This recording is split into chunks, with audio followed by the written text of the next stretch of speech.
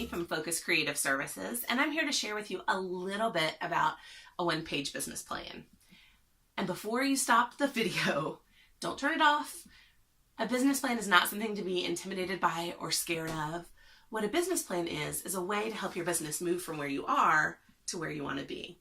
If you think of it like pipes in your house, you can carry water in your hands from point A to point B, but it's not very efficient.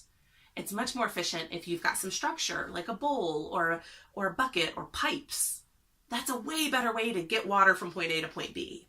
And so a business plan is going to offer your business structure. It's going to offer your business a way to move things along, and it's going to give you something to kind of bounce up against to know, am I on track? Am I moving forward? When we don't have any structures or milestones or anything in place, we don't really know, are we making progress? So I'm going to let you download this one-page little sheet that you can print off and have fun with. You can make lots of copies, and then it has tons of questions on it that you can answer. We're going to go through just a few today, and then I'll come back and do the rest on another video. But we're going to talk about these questions and why they're so important. So 1, what customer will your business serve? You have to know who your target customer is. And before you say everybody or women or men, I want to invite you to think about being very specific. If you tried to develop messaging that connected with all women, all of them, that'd be very difficult because there's not a lot of things that all of those people share, right? So what we want to do is have smaller groups where you can really identify the messaging to that life experience, to those people, so it resonates with them and they go, oh my gosh, I get that, I need that in my life. As opposed to trying to have something that appeals to everyone and doesn't do a very good job at it. You want to know who are your people. It doesn't mean you exclude other folks as customers, but it just means that you have a really clear idea of who your most likely customer is. Think about household income, think about occupation. Do they work? Are they in school? Are they, is it a child and someone's buying it for the child as a gift? And is that parent or grandparent or family friend? Who is this person? What is their day like? What is their life like? What are the hiccups that they experience in life that makes them want to buy your product or service? Which moves to question 2, what problem does your business solve? And instead of just thinking, oh, I sell soap, I solve the problem of dirt. Think bigger and think sort of more epic.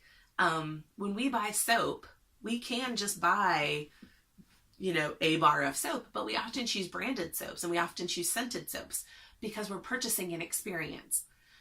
Whenever we make a purchase, it's like 80% emotional, right? So when you make that purchase, that emotion is being tied into an identity. Whether you like it or not, it is. And so you've got to figure out, what identity does my product or service, what identity does it give my customer? Does it say that they are able to be luxurious, that they're able to sort of buy an indulgent product? Does it say that they're very practical? Does it say that they're fun? Does it say that they're eco-conscious? Be thinking about what your branding says about your customer, because that's what they're buying. Yes, they're buying soap or shoes or candles, but they're also buying into that experience and sense of self. And sometimes if the product is good enough, you'll buy it regardless of that, but it can be a barrier. So we don't want you to create those barriers. We want you to have a really clear idea of who your customer is and what are you selling to them? What are you solving in their life? If you sell a candle, are you selling relaxation at the end of a crazy day? Are you selling a romantic night? Are you selling, quiet time to sit and read and have aromatherapy?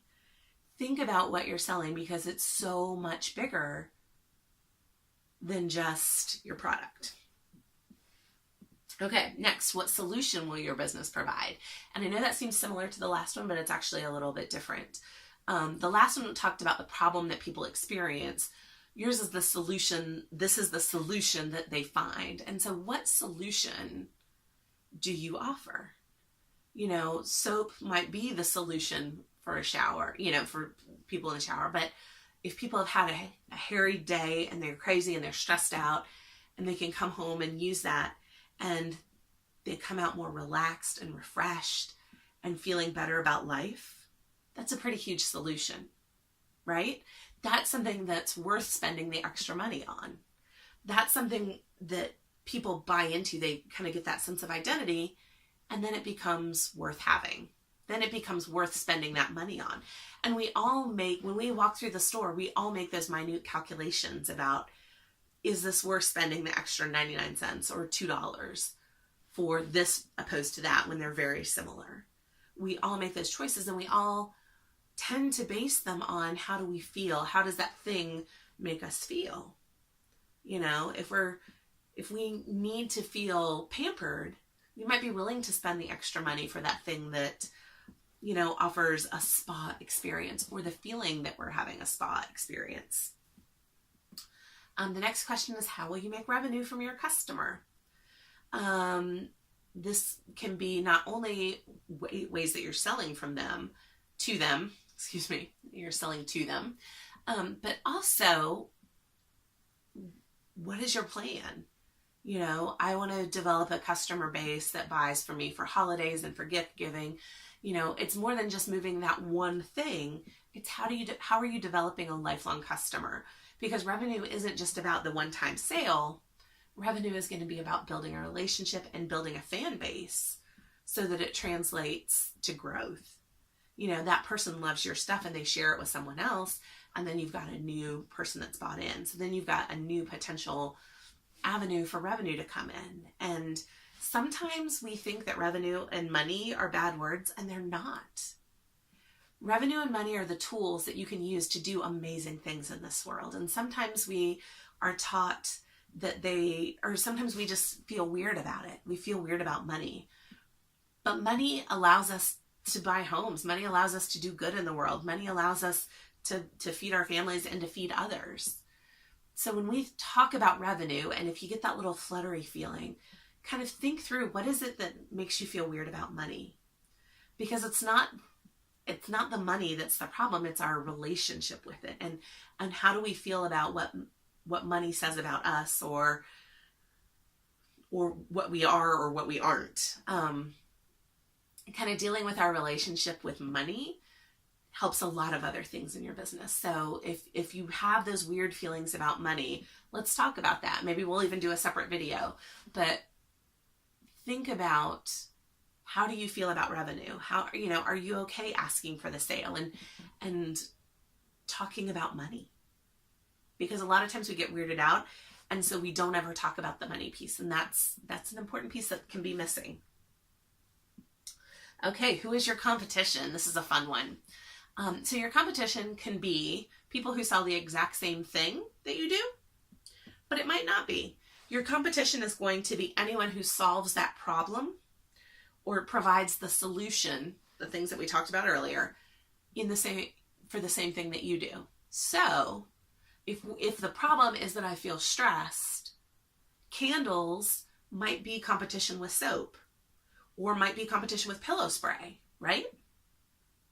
Because all of those things solve I'm stressed, I'm anxious, I need something to calm me down. You know, and it could be an identical product. It could be a different brand of soap. But that's why you've got to get kind of into the mind of your customer. Why are they buying the thing from you? Because then you know who your real competition is. Then you know what you can address, and you can look at what they're doing and seeing, okay, well, that worked, but that didn't. And, you know, people seem to be resonating with this. So how can I use that thing that's resonating in a way that's meaningful for my customer? I think one of the best examples of this that I've seen is the Target and Walmart thing. Target and Walmart sell pretty much the same stuff. You know, you can go in and buy a pair of shoes, you can go in and buy cat litter, you can go in and buy cleaning products or groceries, and they kind of have the same stuff.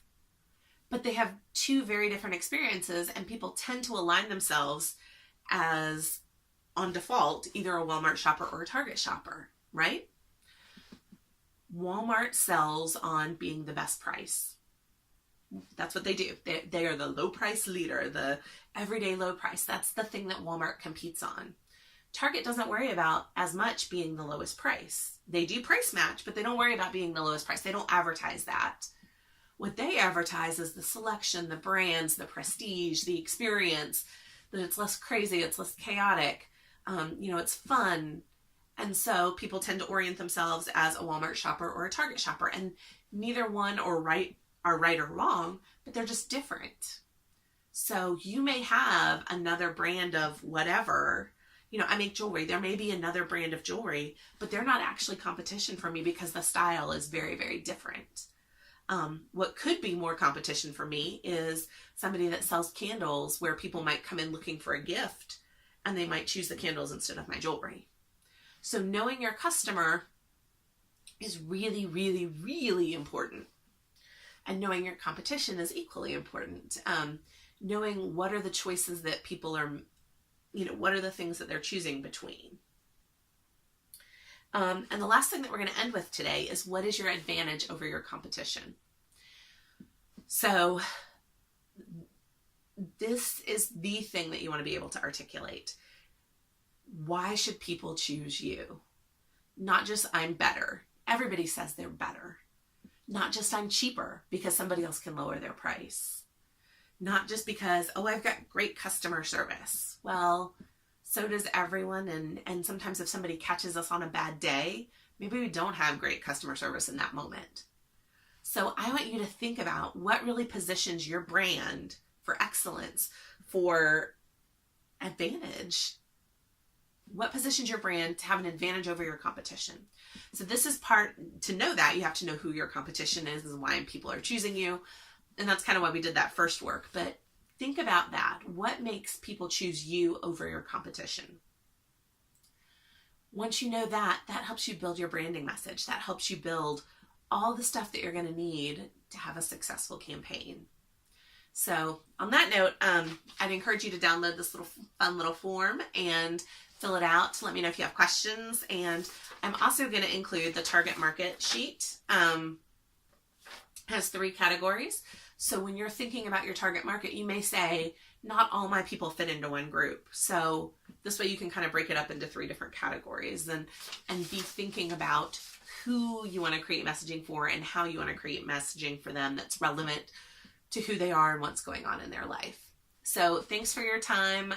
This is my first little video, so thanks for being patient with me. They will get better, but have a great day, and let's move your business forward. Let's get focused and let's make some progress. Thanks. Bye.